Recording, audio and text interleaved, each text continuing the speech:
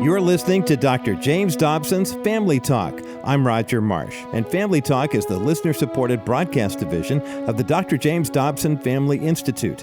If you've been blessed by Family Talk, won't you consider making a financial contribution to support the work of the JDFI? It's because of listeners just like you who choose to give generously that we are able to continue to encourage families and stand up for righteousness in the public square.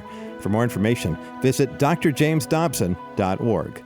Now today here on Family Talk, we have the final installment of Dr. Dobson's classic interview with author Sandra Felton on the topic of living with a messy, disorganized mate. Sandra Felton is the founder and president of Messies Anonymous. Great name for a group, right? They're dedicated to bringing harmony in the home through understanding and aiding the messy mindset. No matter who you are, whether you're young or old, married or single, messiness and clutter can cause frustration and embarrassment and even steal peace and serenity from your life. Sandra Felton has dedicated her career to helping messies get their lives in order and their homes under control. She's the author of 20 books, including Winning the Clutter War, Organizing Magic, and Messie No More. Sandra Felton holds her Bachelor of Arts degree from Columbia International University and earned a Master's of Education from the University of Miami. A self-proclaimed and reformed Messie herself, Sandra understands what our listeners might be experiencing. She and her husband have 3 grown children and several grandchildren and make their home in Florida. On today's program, Dr. Dobson and Sandra Felton will explain once more what they mean when they say that someone is a messie. And also, they'll take some questions from our studio audience. So let's go there right now.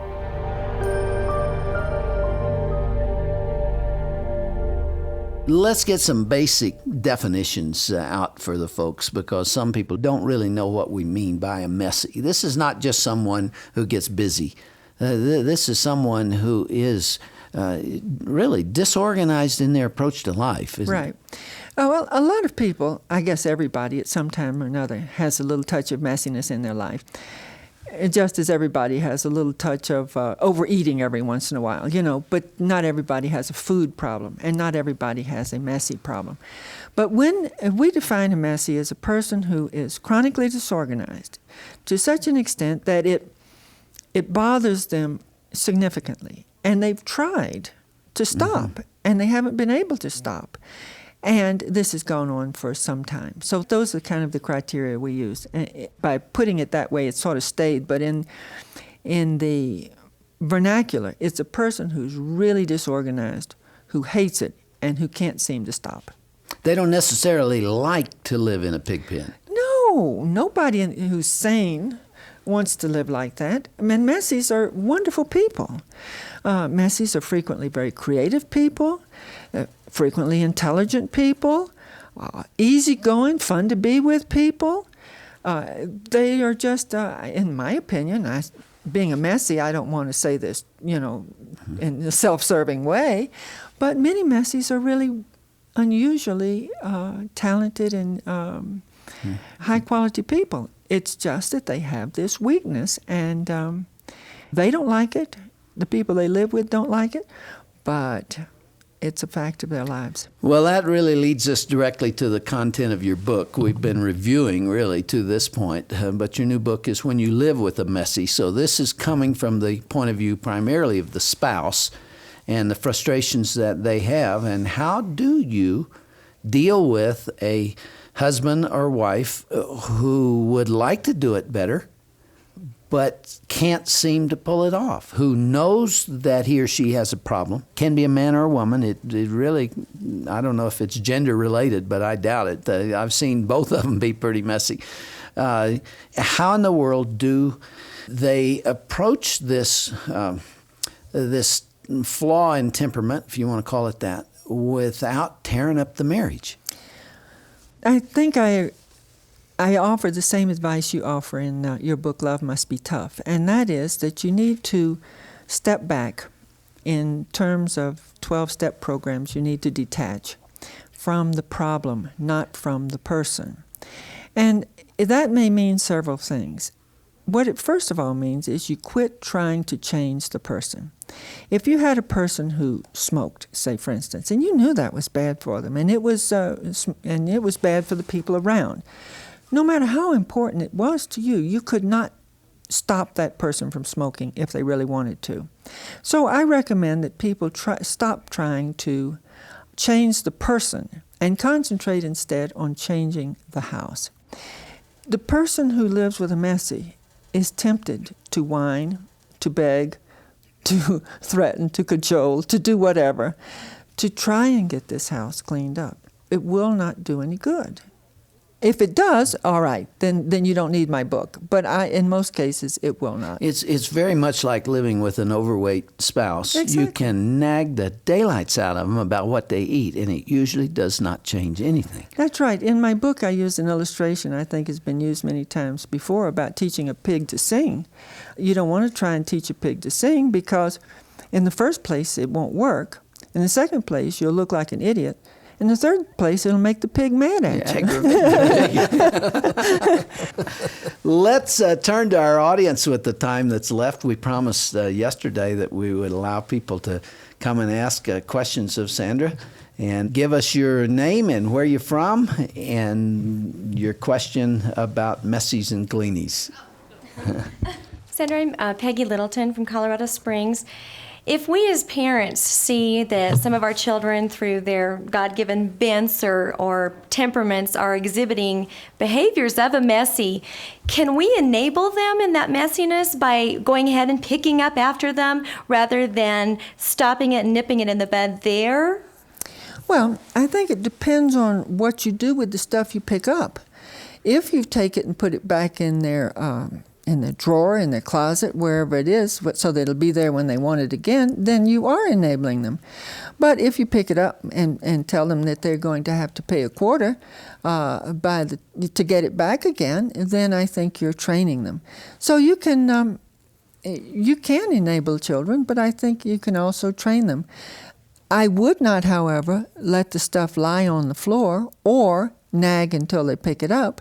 I think I would take a plan of action rather than a plan of talking. You can always talk first. If that works, then you don't have a problem. But if you do have a problem, I recommend the action plan.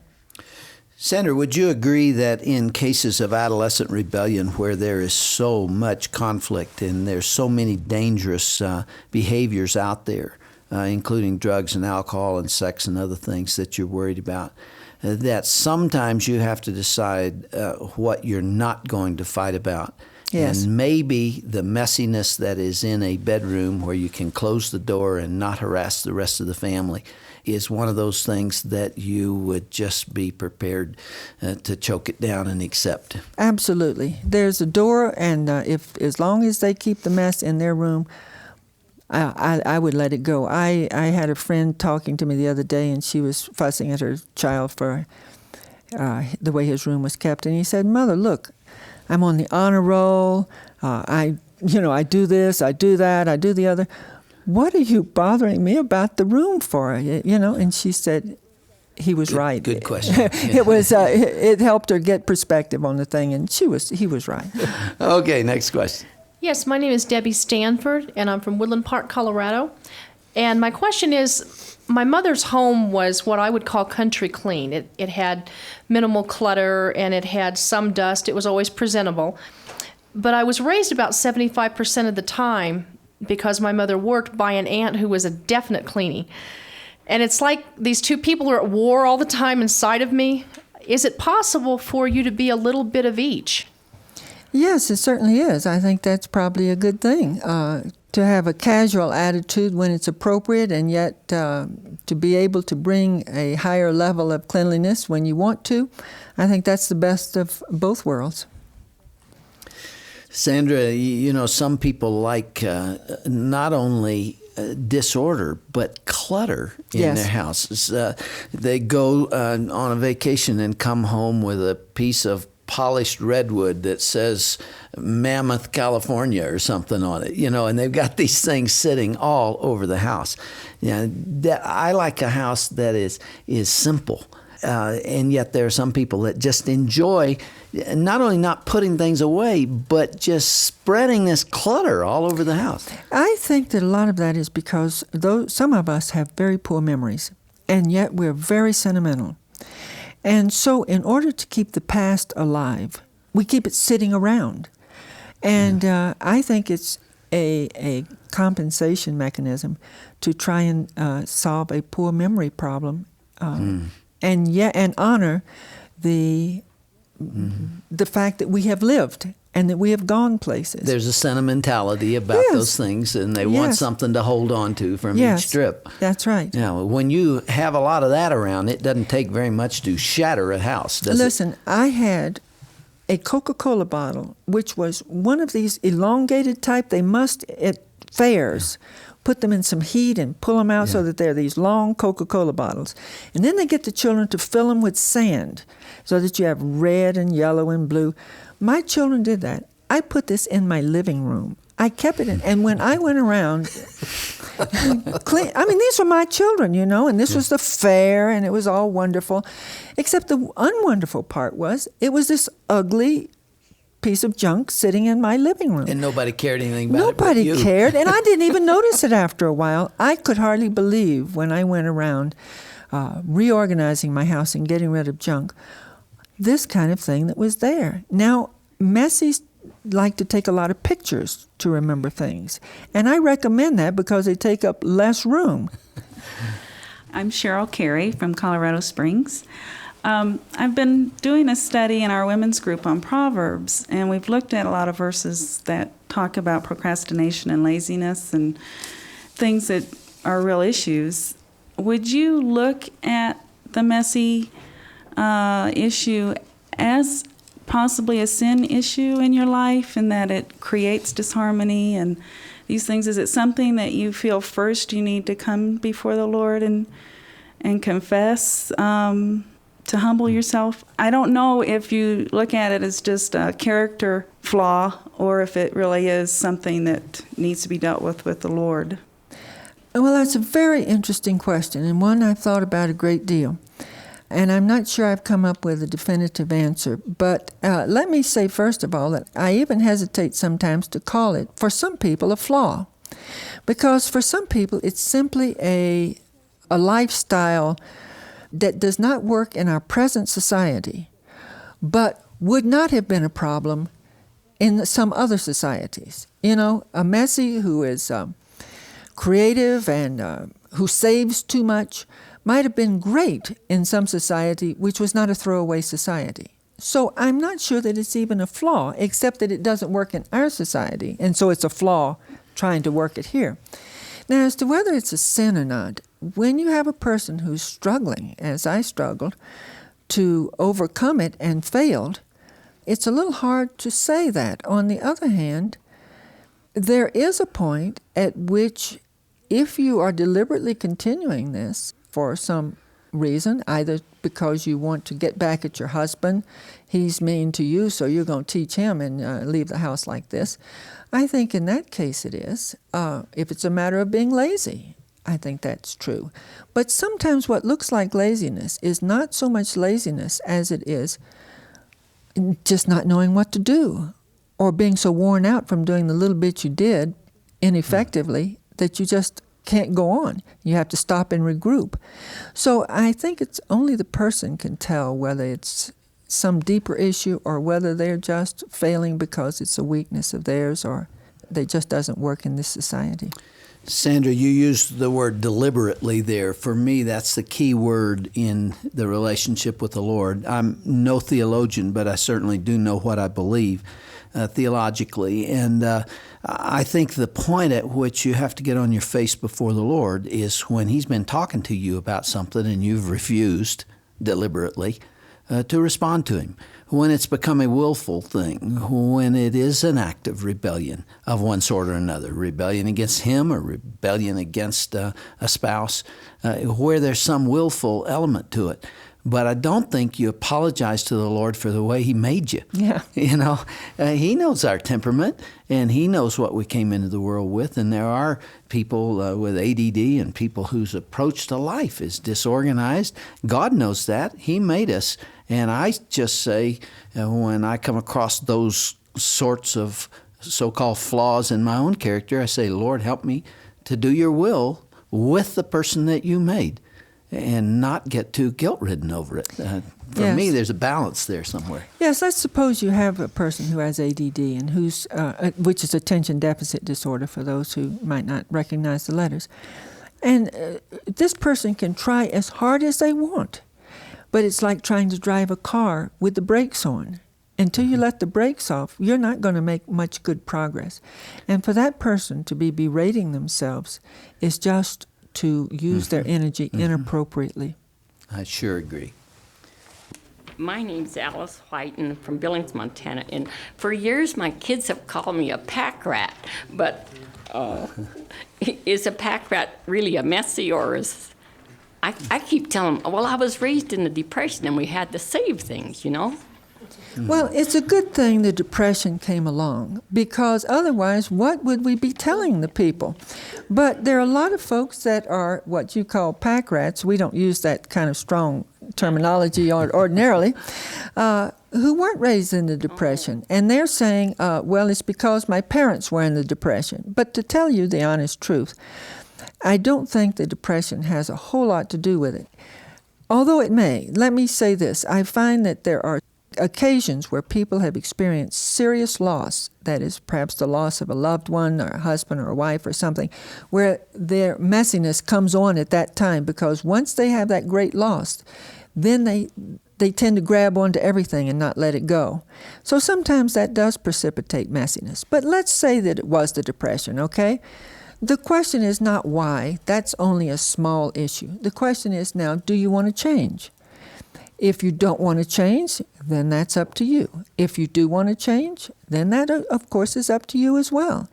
So it's not really a matter of why. I don't encourage people to spend much time on why. I encourage people to spend time on changing, if that's what they want to do.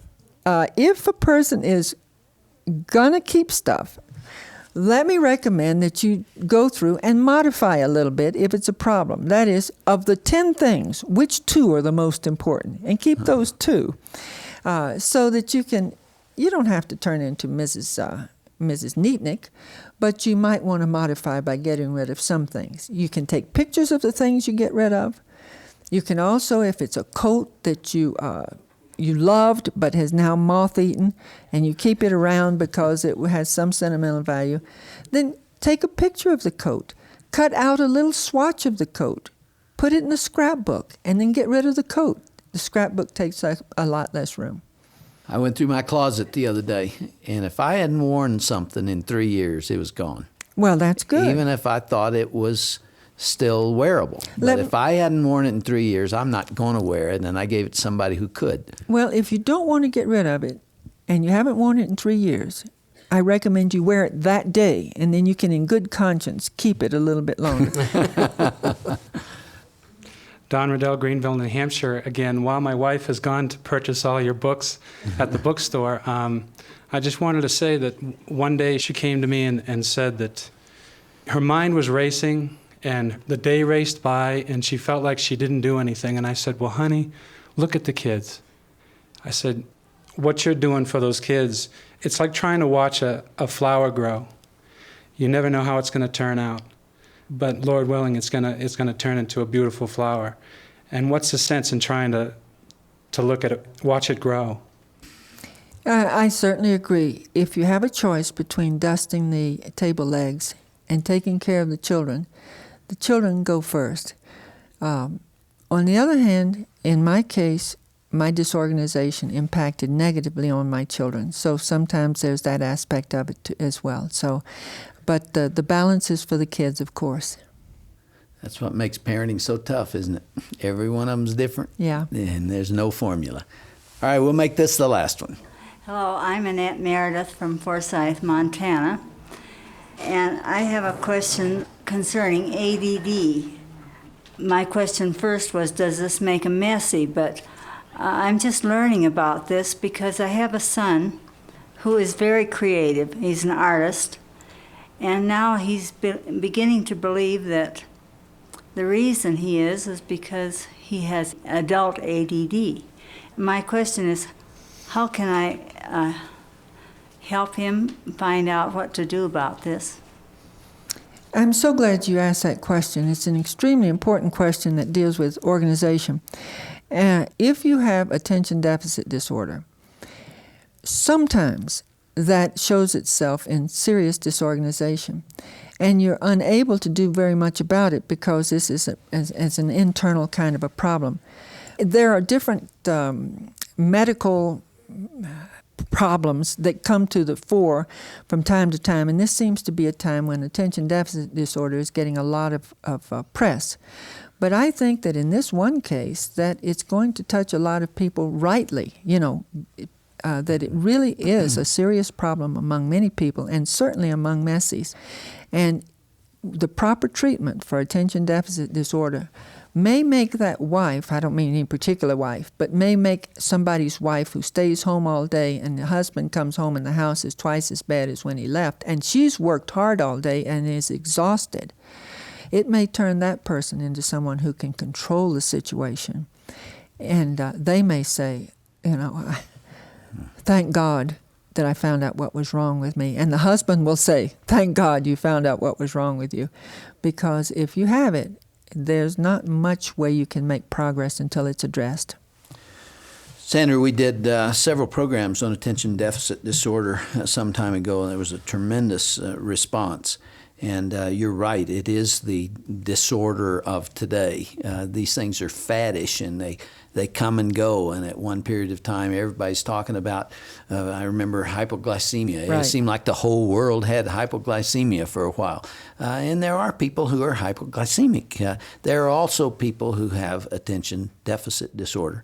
And it would be wrong to say that this is all imaginary, because if you've ever had a child or been around a child who comes from that kind of neurological problem and reflects it, then you know it is real. I do believe that anything that becomes faddish like that is like a net you've thrown out there that pulls in a lot of other people who would like to say, oh, this is why I am like I am. This is why I'm not responsible. This is why I'm not disciplined. Right. And sometimes that's an excuse. But I sure would hate to see, and some of our listeners do feel this way, that it's all phony, because it's not. I mean, I have seen it up close. Well, the tricky part is when it's not accompanied by hyperactivity. When you have attention deficit disorder without hyperactivity, it goes undiagnosed, and especially with women. Adult women with attention deficit disorder without hyperactivity appear to be one thing when actually that might be the case. So I certainly recommend it, at least as a consideration. Sandra, again, it's been a pleasure having you here. We've worked you pretty hard. I appreciate that. Thank you for being with us. It's always a pleasure to be here, and certainly I'm always delighted to be able to reach out to people who are struggling with messiness, or in this case, with a messy spouse or someone else they love.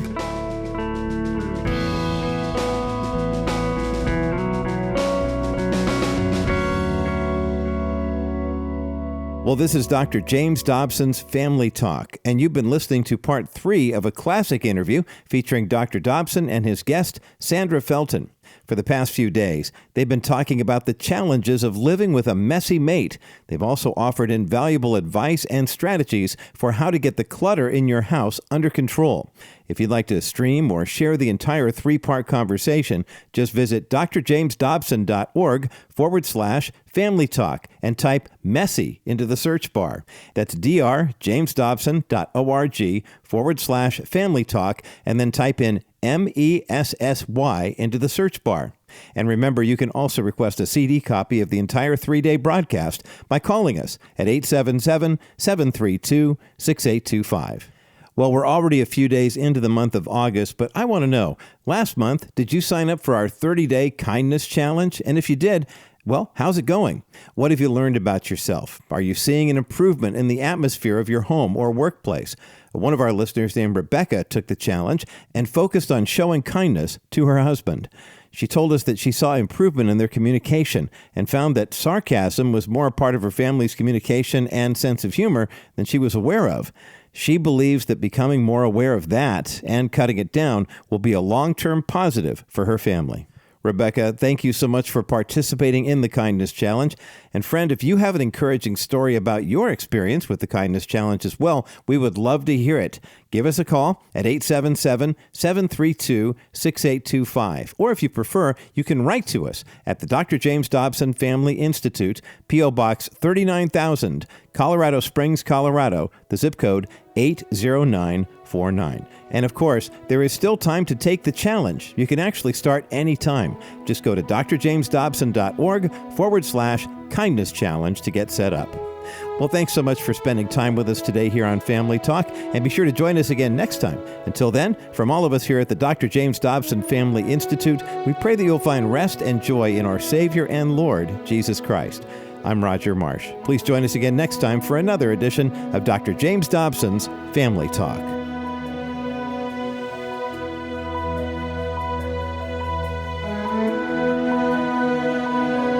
This has been a presentation of the Dr. James Dobson Family Institute.